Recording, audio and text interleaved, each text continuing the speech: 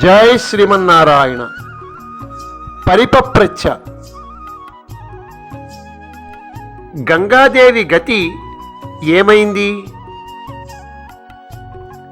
దేవదేవుడైన చతుర్ముఖ బ్రహ్మ భగీరథుడితో గంగను ధరించేందుకు శంకరుని ప్రార్థించమని చెప్పి స్వర్గలోకానికి తిరిగి వెళ్ళిపోయాడు. భగీరథుడు తన కాలి బొటనవేలు మాత్రమే నేలపీద పెట్టి సంవత్సర కాలం తపస్సు చేశాడు. ఆ తపస్సుకి సంతుష్టుడై శివుడు ప్రత్యక్షమై భగీరథుడితో పర్వతరాజు పుత్రికైన గంగను శిరస్సును ధరించగలను అని అన్నాడు. అప్పుడు గంగ తీవ్రమైన రూపంతో వేగంతో ఆకాశంలోంచి పడుతూ, ఈ శంకరుడు నన్ను భరించగలడా? ఈతను కూడా లాక్కొని పోయి పాతాళానికి చేరతా అని గర్వంతో కిందకు పడుతోంది. గంగ దర్పాన్ని గమనించిన శంకరుడు కోపంతో తన జటామండలంలో ఆకాశం నుండి పడుతున్న గంగను బంధించాడు. అందులోనే గంగ తిరుగుతూ చాలా సంవత్సరాలు ఉండిపోయింది. భగీరథుడు గంగ రాకపోవడం చూసి మరలా తపస్సు చేసి శివుని ప్రార్థించాడు. సంతసించిన రుద్రుడు బ్రహ్మచేత ఇంతకుముందే నిర్మించబడిన బిందు సరస్సులో పడేటట్లుగా గంగను తన జటల నుండి వదిలాడు. అక్కడ నుండి గంగ 7 పాయలుగా పారుతోంది.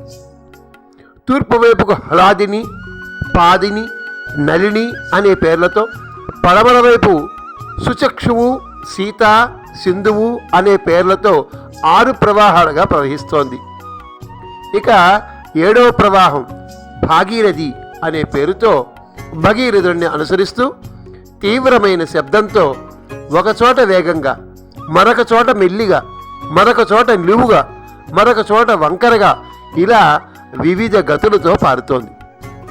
దేవతలు, గంధర్వులు మొదలగు వారు ఆకాశంలోంచి త్రిపథగా ప్రవహిస్తోన్న గంగను దర్శిస్తున్నారు. లోకంలో ఉన్న ప్రజలు గంగాజలాల్లో స్నానం చేసి శ్రమ తీరి ఆనందిస్తున్నారు.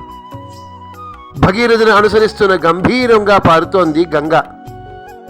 గంగాజలములు జహ్ను మహర్షి యజ్ఞవాటికను ముంచెత్తాయి. కోపంతో ఆ మహర్షి గంగనంతా పానము చేసేశాడు. దేవతలు, ఋషులు, గంధర్వాది శ్రేష్ఠులు ఆశ్చర్యపడి గంగని విడిచిపెట్టమని జహ్ను మహర్షిని ప్రార్థించారు. సంతసించిన మహర్షి తన కుడి చెవి ద్వారా మరలా గంగను వదిలాడు. అప్పటి నుండి గంగ జహ్ను మహర్షి పుత్రికగా, జాహ్నవిగా పిలువబడుతోంది. జై శ్రీమన్నారాయణ.